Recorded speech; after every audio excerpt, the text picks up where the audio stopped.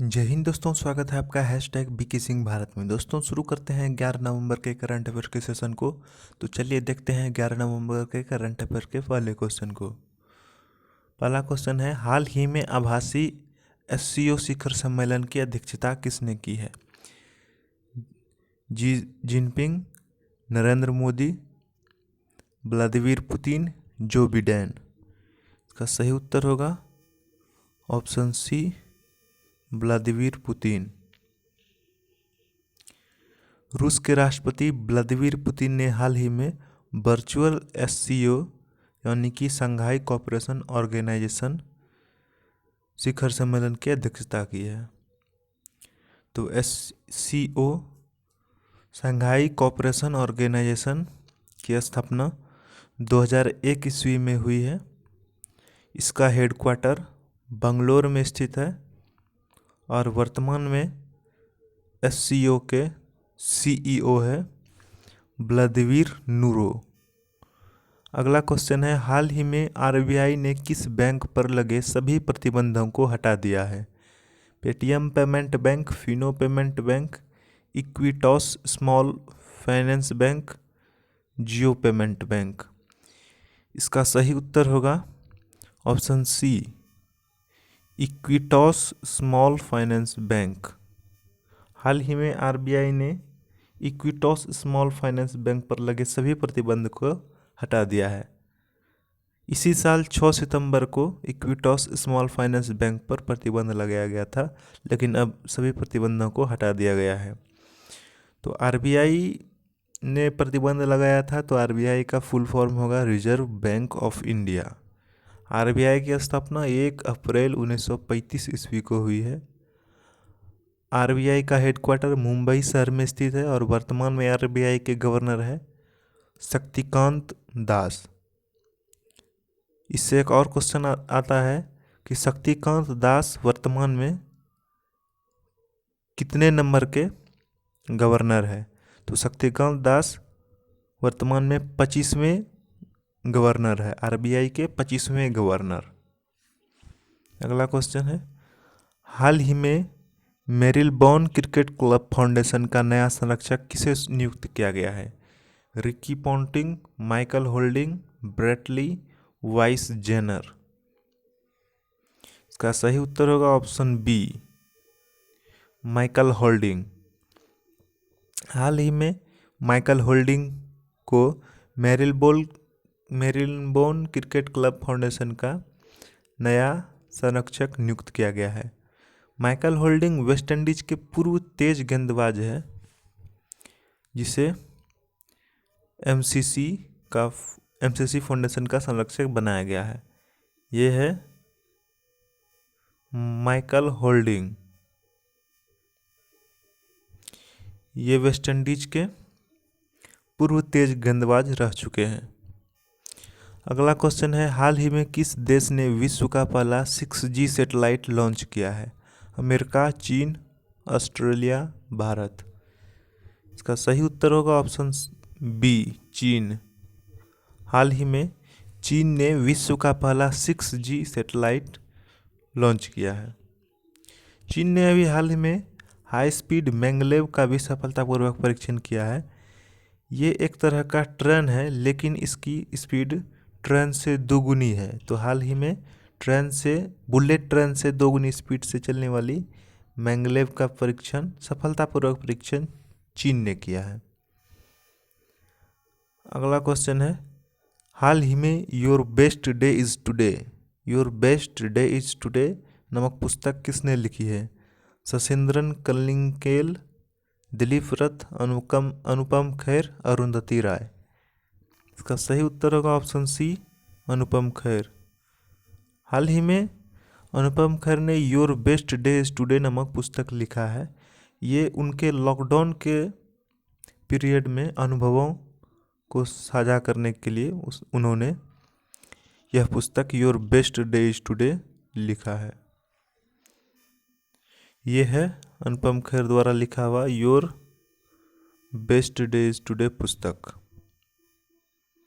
अगला क्वेश्चन है, हाल ही में आलिया जफर किस देश के क्रिकेट बोर्ड में पहली महिला सदस्य के रूप में शामिल हुई है? बांग्लादेश, पाकिस्तान, अफगानिस्तान, जिम्बाब्वे। तो इसका सही उत्तर होगा ऑप्शन बी, पाकिस्तान।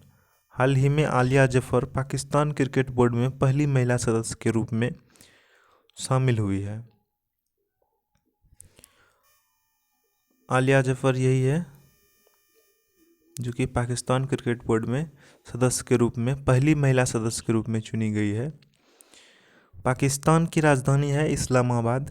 पाकिस्तान के वर्तमान के प्रधानमंत्री है क्रिकेटर इमरान खान। वर्तमान में पाकिस्तान के राष्ट्रपति हैं आरिफ अलवी। और भारत पाकिस्तान के बीच सीमा रेखा निर्धारित की गई है जिसका नाम है रेड क्लिफ रेखा। पाकिस्तान अफगानिस्तान के बीच सीमा रेखा है जिसका नाम है डूरंड लाइन। भारत और चीन के बीच सीमा रेखा है जिसका नाम है मैकमोहन रेखा। भारत और माफ़ कीजिएगा यूएसए और कनाडा के बीच 49वीं समांतर रेखा खींची गई है। और उत्तरी कोरिया एवं दक्षिणी कोरिया को अलग करने वाली रेखा है 38वीं समांतर रेखा। अगला क्वेश्चन है, हाल ही में वित्त वर्ष 2020 में भारत के सबसे उदार व्यक्ति कौन बने हैं? रतन टाटा, शिव नादर, अजीम प्रेमजी, इनमें से कोई नहीं। इसका सही उत्तर होगा ऑप्शन सी, अजीम प्रेमजी। अजीम प्रेमजी विप्रो के चेयरमैन हैं जिसे हाल ही में वित्त वर्ष 2020 में भारत के सबसे उदार व्यक्ति के रूप में चुना गया है।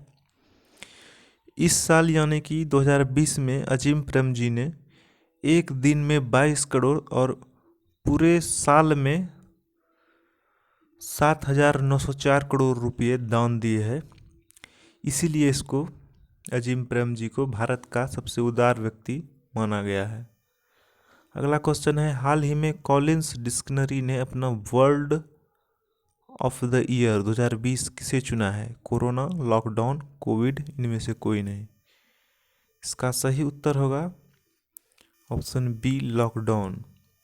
हाल ही में कॉलिंस डिक्शनरी ने अपना word of the year 2020 lockdown को चुना है क्योंकि इस साल बहुत से लोगों द्वारा लॉकडाउन शब्द का प्रयोग बहुत अधिक बार किया गया है। इसलिए कॉलिंस डिक्शनरी द्वारा वर्ड ईयर 2020 लॉकडाउन शब्द को चुना गया है। अगला क्वेश्चन है, हाल ही में किस राज्य में ग्रामीण निकायों में महिलाओं को 50% आरक्षण देने का विधेयक पारित हुआ है?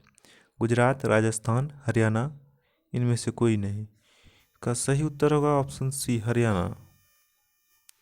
हाल ही में हरियाणा में ग्रामीण निकायों में महिलाओं को 50% आरक्षण देने का विधेयक पारित किया गया है। हरियाणा की राजधानी है चंडीगढ़। हरियाणा के वर्तमान के मुख्यमंत्री है मनोहर लाल खट्टर। वर्तमान में हरियाणा के गवर्नर है सत्यदेव नारायण आर्य।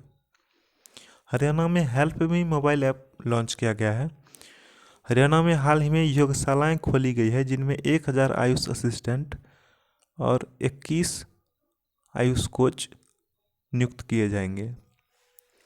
समाधान से विकास नामक वन टाइम सेटलमेंट योजना की शुरुआत हरियाणा में हुई है। डबल स्टेक कंटेनर सुरंग हरियाणा में बनाया गया है। हाल ही में अभी हरियाणा के पंचकुला में खेलो इंडिया यूथ गेम्स का शुभारंभ हुआ था। मेरा पानी मेरी विरासत योजना हरियाणा में चलाई जा रही है और हरियाणा में हाल ही में ई सचिवालय पोर्टल लॉन्च किया गया है। सब ट्रॉपिकल फ्रूट एक्सपो का उद्घाटन हाल ही में हरियाणा में किया गया था। स्वास्थ्य मित्र